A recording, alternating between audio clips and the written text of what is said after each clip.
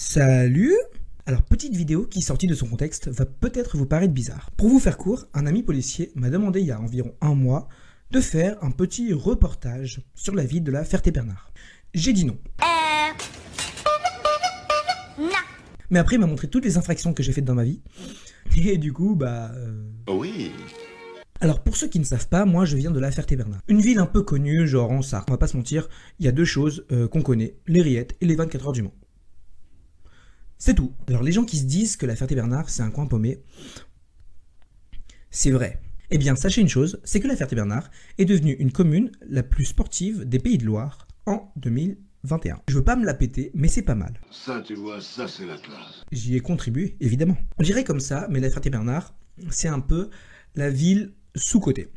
Parce qu'il y a quand même son petit lot d'histoire. On va pas se mentir, il y a quand même une petite histoire qui est assez sympathique. Et c'est pour ça que je vais vous présenter les moments où la Ferté-Bernard a su nous surprendre dans son histoire. Voilà, j'espère que cette vidéo vous a plu. En tout cas, n'hésitez pas à vous abonner. Faut que j'arrête. Bon, trêve de conneries. Laissez-moi vous présenter la Ferté-Bernard.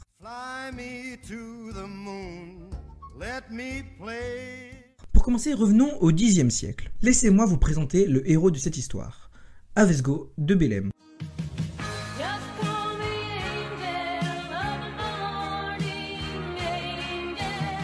Je ne sais pas si ça se dit comme ça. En tout cas, les Fertois, ne me tuez pas, s'il vous plaît.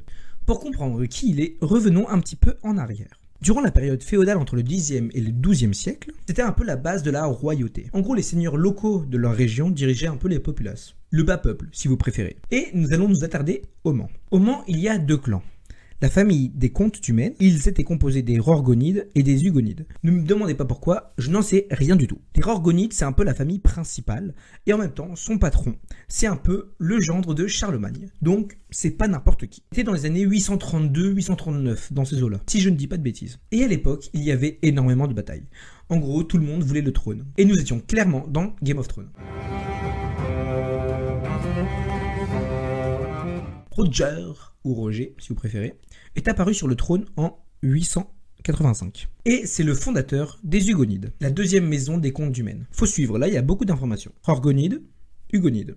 Rorgonide en premier, Hugonide en deuxième. Voilà. Après, je vais pas m'attarder dessus, mais ce qu'il faut savoir, c'est qu'il y a eu beaucoup de morts, et de fil en aiguille est apparu le méchant de cette histoire. Je vous présente Herbert Ier, éveillé chien.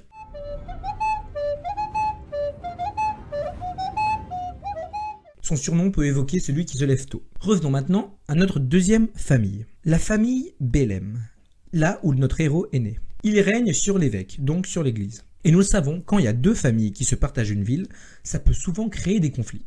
Et les deux familles ne s'aimaient pas du tout. Herbert Ier, l'éveillé chien, avait un petit passé douloureux. Son père s'est fait défaire par le comte d'Anjou, et depuis, en fait, il a une rancœur envers cette famille-là. Il faut savoir que l'évêque du Mans était partisan du comte d'Anjou. Donc Herbert Ier, éveillé chien, détestait Avesgaud, car lui était ami avec le comte d'Anjou. Donc les deux n'étaient pas tellement copains. Et il y aura des affrontements entre notre famille Hugonide, des comtes du Maine, et notre famille Bélem. Avesgaud, l'évêque du Mans, et Herbert Ier, éveillé chien.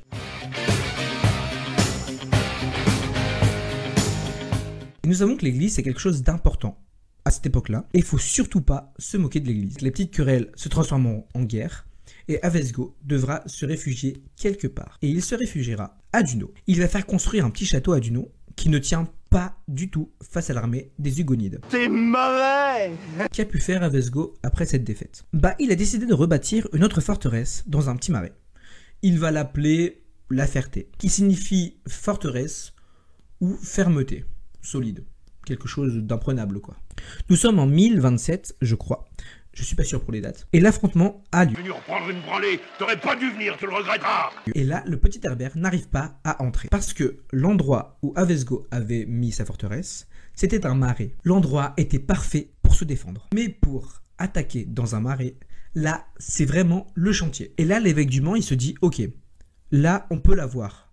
On peut avoir le petit Herbert, là. On peut l'avoir. On va gagner cette guerre. Je le sais. Cependant, ce qu'il redoutait arriva, l'éveillé chien décide d'assiéger la Ferté, pendant je ne sais pas combien de temps. Et du coup, il y aura beaucoup de manque de nourriture. Et puis, Avesgaud a une idée. Il décida de prendre le téléphone rouge qui se trouvait dans une des pièces du château, et il appela un ami, son pote Fulbert, évêque de Chartres, qui va venir avec son armée contre notre cher Herbert. Au final, la Ferté est resté debout. Fulbert va excommunier Herbert Ier et celui-ci va être obligé de se soumettre et de faire la paix avec notre cher Avesgaud. La petite bataille est finie et La Ferté devient le rempart de la famille Bellême. Alors il s'appelle Avesgaud de Bellême. La Ferté-Bellême, si vous préférez.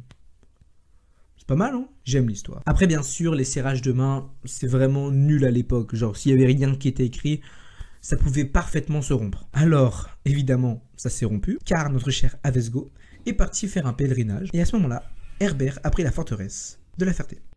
Dis-moi, ce n'est pas vrai! Il va laisser La Ferté sans défense, qui va aller aux mains du comte du Maine. Et l'évêque ne pourra rien faire. Il va mourir sur le chemin du retour. Mais, heureusement, le karma arrivera. Herbert Ier du nom va mourir par le glaive de l'église, après avoir trahi sa parole. Tout est bien qui finit bien, nous sommes d'accord. Les gentils ont gagné. Voilà. La Ferté appartient ensuite aux Châtelains. Et pour finir, à une autre famille, les Bernard. Vous voyez le tableau? La Ferté, Bernard. Oh oui, tous les morceaux se recollent. Et pendant environ 3 siècles, cette petite forteresse est restée aux mains des Bernard, qui ont aussi conquis Nogent, d'où le nom Nogent-le-Bernard. Ah, ils sont fameux ces gens-là. Je vous l'ai dit, j'aime l'histoire. Hein. Et vous vous dites, ouais, La Ferté, c'est rien qu'une histoire d'église, de bataille. Mais pas que. Il faut savoir que le lieu était très bien gardé et bien sécurisé. Et c'est pourquoi le roi de France et celui d'Angleterre s'y sont réunis en 1168 entre Louis VII et Henri II Plantagenet. Et il y a eu un autre rendez-vous également en 1189 avec le même Henri II de Plantagenet et Richard Cœur de Lion. C'est un petit nom qui va pas rester dans les annales de l'histoire, non. Et au fil du temps, La Ferté est passée de seigneur en seigneur. Évidemment, elle a tout connu, vraiment. Elle a même failli être détruite en 1392 par le roi Charles IV. Mais au final, il a donné la forteresse à son frère Louis-Duc d'Orléans.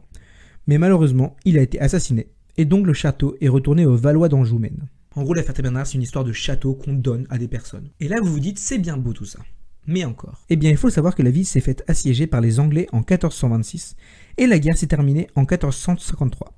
Donc elle a tenu 27 ans entre les mains des Anglais. Et après la fameuse guerre, ce qui s'est passé, c'est que les seigneurs qui y habitaient ont décidé de rebâtir la forteresse. Et c'est ainsi qu'est née la muraille Saint-Julien. Et effectivement, la porte Saint-Julien. Et ça, je suis sûr que vous ne le saviez pas. Bon, non, pas vraiment. Et juste après, on a appris qu'il y avait un Jacques l'Éventreur dans la forteresse. Non, mais je voulais faire un petit peu de magie parce que, voilà, c'est mon petit côté fun, tu vois. Ça tombe bien parce que nous on adore ça, la plaisanterie. Sauf que ce n'est pas un humain. C'était une créature. La velue. Je pense que ceux qui sont fertois la connaissent. C'est pas moi qui trouve les noms. Bref, pour certains, la créature a vraiment existé. Pour moi, je suis resté persuadé que ce n'est qu'une légende. Parce que j'avoue que je ne kifferais pas des masses qu'il y ait des petites velues là qui marchent en dessous de notre ville. Je sais pas, je tiens à la vie, bizarrement. Ensuite, dans la ville, tout commence à se resolidifier. Par exemple, il y a des églises qui se sont bâties, il y a une nouvelle chapelle également, les halles, si vous préférez. Et d'autres portes ont aussi été créées, par exemple la porte Saint-Barthélemy. Et malheureusement, elle a été détruite. Bon, on avance maintenant dans le XVIe siècle. À La Ferté-Bernard est né un grand poète, Robert Garnier, qui a inspiré le lycée Robert Garnier, qui a inspiré la piscine Robert Garnier, qui a inspiré la rue Robert Garnier, qui a inspiré le sandwich Robert Garnier. C'est drôle. C'est drôle. Hein? On te laisse du coup. Il va ensuite déménager et faire ses études à Toulouse. C'est pas mal. Big up aux Toulousains. Il obtient des prix, la Violette, 2e prix, puis l'Églantine, le 1er prix, aux Jeux Floraux, en 1564 et en 1566. Il devient aussi avocat du roi. Bref, il fait la fierté de La Ferté-Bernard. Et il est surtout connu pour faire revivre la tragédie antique en France. Et il est bon.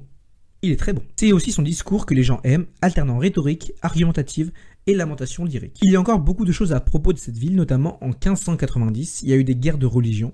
Ça vous dit peut-être quelque chose, catholicisme, partisans du protestantisme, je vous laisse chercher. Une armée d'Henri IV, terre des Bourbons, va venir assiéger cette ville qui est la possession à l'instant T de la famille de Guise. C'est au cours de ce siège qu'il va se passer un petit truc assez malin, le célèbre épisode des Annielles de La Ferté. Des soldats déguisés en femmes tentèrent de piéger les troupes protestantes du prince de Conti, les Bourbons si vous préférez. Mais la ruse va échouer et la garnison va devoir se rendre. Épisode douloureux pour La Ferté-Bernard, qui va devoir se laisser assiéger. Nous allons maintenant attaquer la Révolution française. La Ferté fut un peu le chef-lieu du district, genre un arrondissement, de 1790 à 1795, et traversa sans vraiment être affecté les temps de la Révolution.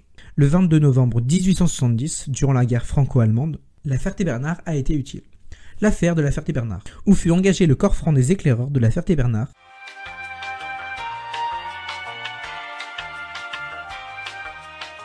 Puis le 7 décembre 1870, le ballon monté Denis Papin s'envole de la gare d'Orléans à Paris, alors assiégé par les Prussiens.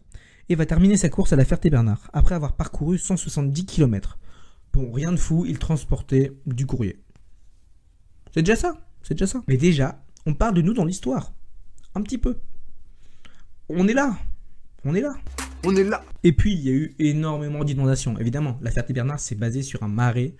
Donc, c'est logique qu'il y ait quand même beaucoup d'inondations. Le 21 juin 1889, par exemple, beaucoup de monuments, comme la chapelle Saint-Julien, a été détruite. Passons maintenant au XXe siècle, avec notamment la Première et la Seconde Guerre mondiale. La Première, pour commencer, c'est un peu l'époque où les Fertois ont dû se serrer les coudes, car la famine était toujours là, et c'était assez compliqué de vivre en ces temps-là. Il y avait également les inondations, bref, on va pas se mentir, c'était la merde. Le maire de l'époque, Georges Desnaux, oui, comme le collège, dut faire face à tout ça. Mais il faut savoir que la Ferté a dû également accueillir des Américains. Et entre les Fertois et les Américains, c'était pas vraiment l'amour fou. Et à la Ferté, pendant la Première Guerre mondiale, il y a eu environ 115 morts qui ont été recensés. Combien? Et durant la Seconde Guerre mondiale, des bombardements ont eu lieu partout dans la ville. Et il y a eu 11 morts. Et évidemment, comme dans chaque ville de France, vu que nous étions dans une zone occupée, il y a eu des Allemands qui sont venus manger chez nous. Et nous avons également eu la résistance, évidemment. Vous êtes de la maison, non? MLN? Mais nous, c'était surtout de la surveillance et du renseignement. On faisait pas péter les ponts, hein, on va pas se mentir. Hein. Nous étions pacifiques. Et après, les Américains sont venus nous libérer. Et malheureusement, le maire de cette époque va mourir lors de la cérémonie des hommages. Le maire, c'était Georges Desnaux. Bon, l'après-guerre, après, c'était cool, on va pas se mentir. Genre, la Ferté-Bernard a même créé son propre camembert. Non, tu le savais pas, fais pas genre, tu savais pas qu'il y avait un camembert qui s'appelait la Ferté-Bernard. C'est une tuerie, voilà. Il est où ce camembert? Je sais pas, mais il faut qu'il revienne. Et il y avait même également des courses de motocross.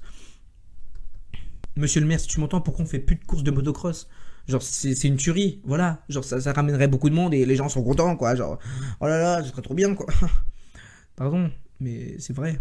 Et puis après, la Ferté-Bernard est devenue quand même connue grâce à ce sport. Le cyclisme, pour commencer, le VSF. Voilà.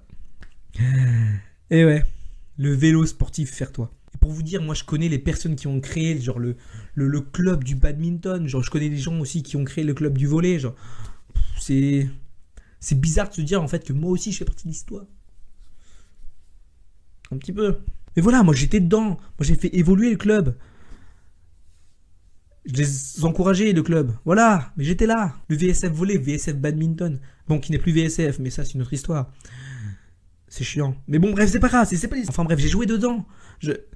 On a perdu à cause de moi, mais je m'en fous, j'ai joué dedans. Voilà, Excusez-moi, mais je fais partie du sport de la Ferté-Bernard, voilà. J'ai même des potes qui font de l'athlétisme, là, genre à la Ferté-Bernard. Je suis désolé, mais ça fait quand même un peu plaisir de participer à l'histoire de la Ferté-Bernard. Hein? Un peu. Et il faut savoir qu'ils vont maintenant créer un VSF pour le hockey sur gazon. Non mais, là par contre, pourquoi?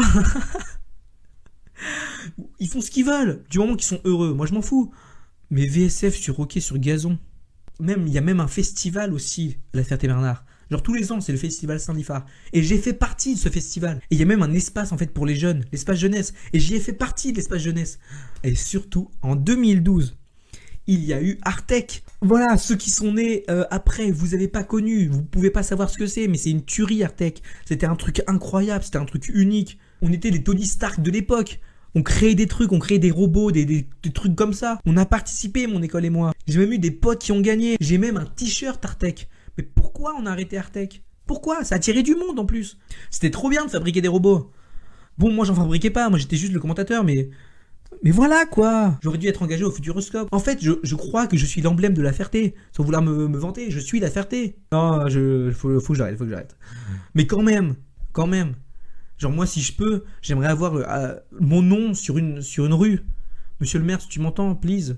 Can you écrire my name on the rue, please. Et voilà, en tout cas la Ferté c'est un peu une ville sous-cotée, je trouve. Elle a quand même été utile dans notre histoire. En tout cas si vous y allez, vous allez penser à moi, j'espère. Vous allez pouvoir me dire également si j'ai une statue de la Ferté-Bernard qui me ressemble. Ce serait cool. Même si elle est petite, je m'en moque, ce serait quand même cool. Voilà. Mais vraiment, c'est une super ville. Je vous la conseille. Vraiment, je vous la conseille. C'est vraiment bonne ambiance. Bon, cette vidéo est finie. J'espère qu'elle vous aura plu. En tout cas, n'hésitez pas à vous abonner, à liker, à partager, à faire ce que vous voulez dessus. C'est vous qui voyez. Et moi, je vous souhaite une super journée. Et n'oubliez pas, that's not life. Et abonnez-vous.